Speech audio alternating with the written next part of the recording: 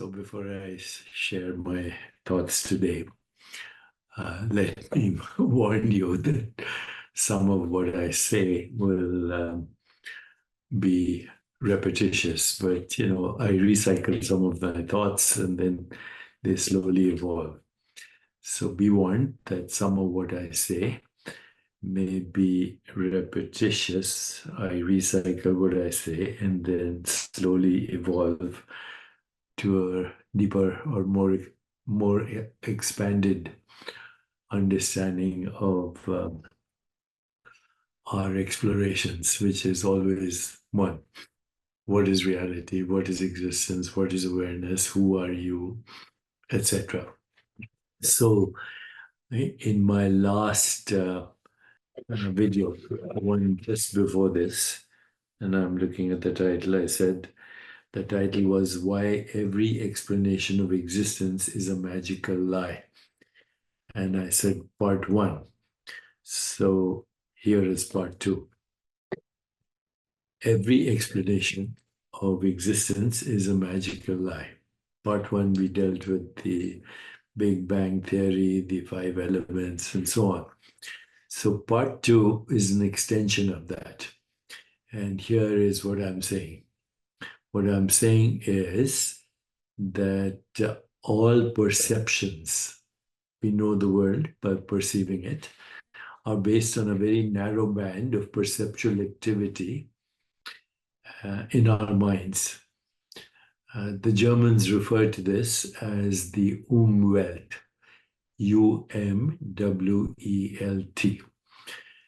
And what I'm proposing here is even though everything we perceive is a magical lie, the magical lies make the experience of our existence possible. Here are some very simple examples of magical lies. Our perceptions tell us that the earth is flat. As I've said before, nobody believes that anymore. I think there are some people, though, that call themselves flat earthers.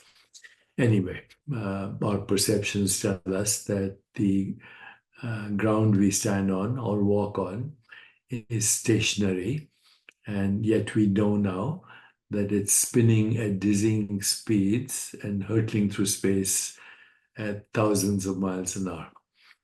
Our perceptions tell us that all objects have dimensionality, including our own bodies. But at the most fundamental level, of all objects and even our own body, all objects, including our bodies, are as void as intergalactic space, and they're ultimately formless. So the universe being the universe that we perceive through human perception is a magical lie. And around that magical lie, now we have all these models: Big Bang, inflation, Planck time, Planck epoch, laws of physics, on and on. Okay, constructs based on magical lies.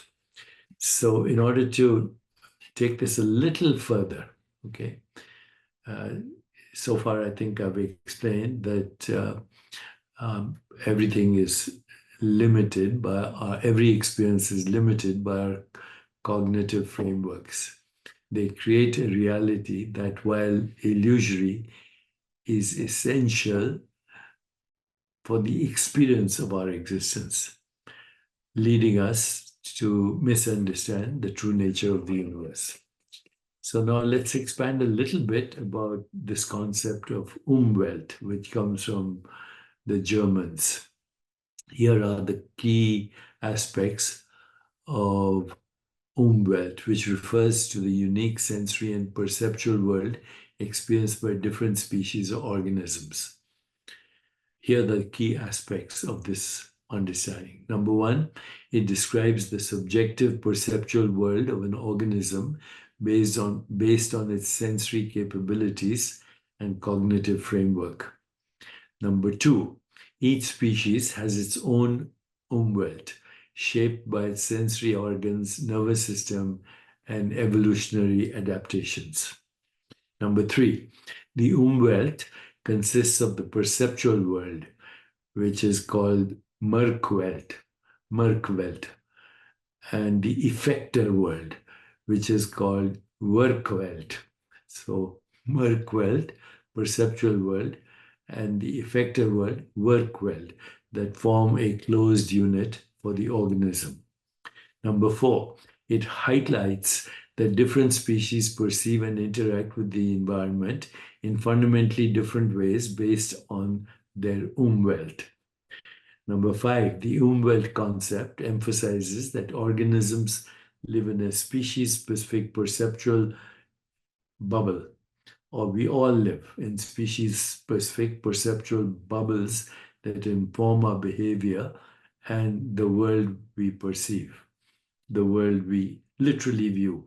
So there is no world, there is only the view of the world, or what we might call our worldview. But these bubbles, of course, have leaky margins because we also interact with other species. It's like playing virtual tennis in a virtual arcade. So that was number five, I think. Number six, the Umwelt suggests we can only perceive and interact with a limited portion of what we think objective reality is based on our sensory and cognitive constraints. Number seven, understanding Umwelt is important in studying animal cognition behavior without an anthropomorphic bias.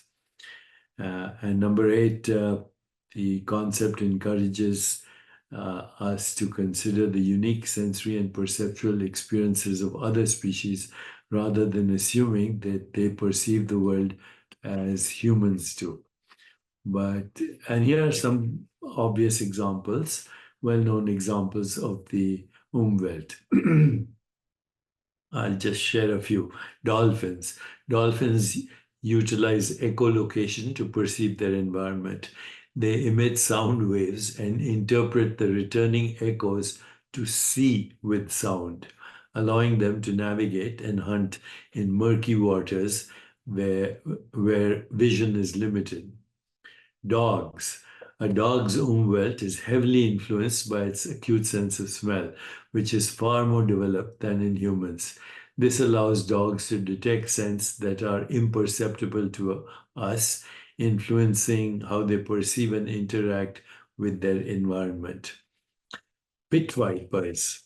These snakes have infrared detectors that enable them to sense the heat emitted by their prey, allowing them to hunt effectively, even in complete darkness. Yellow fever mosquitoes. The male mosquito's auditory system is specialized to detect the specific frequency of the female's mosquito wing beats, which is crucial for mating. Catfish. Catfish have taste buds all over their bodies, allowing them to taste their environment and detect food through their skin.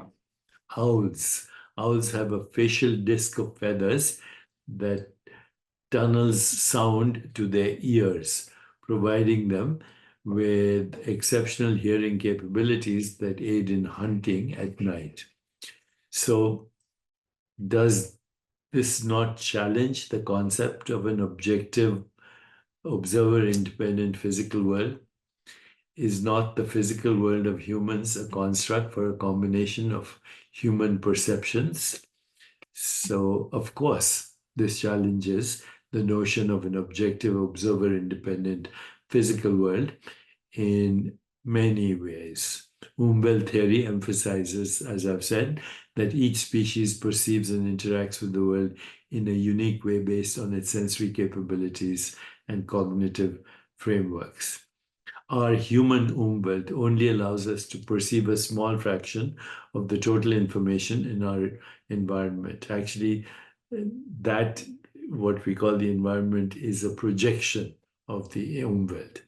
We are blind to many aspects of the possibilities that reality can assume through other species.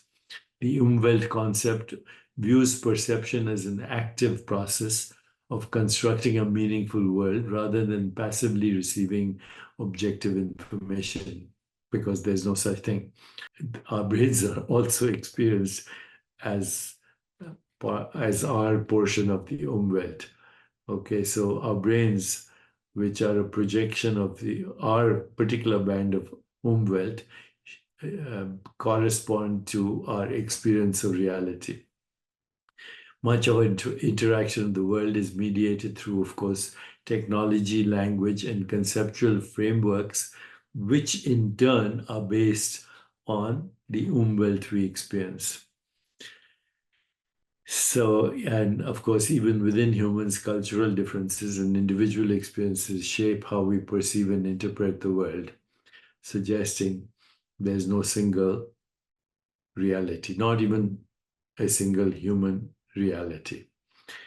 Okay, my friends, so the whole show is a magical lie, and it includes your body, it includes your mind, because mind is entangled with the umwelt of perception.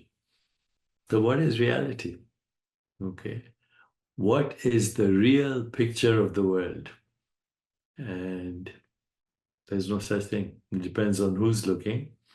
The instruments of observation, which are also actually experienced as the umwelt. And therefore, there is no particular reality. There are only views or appearances of reality.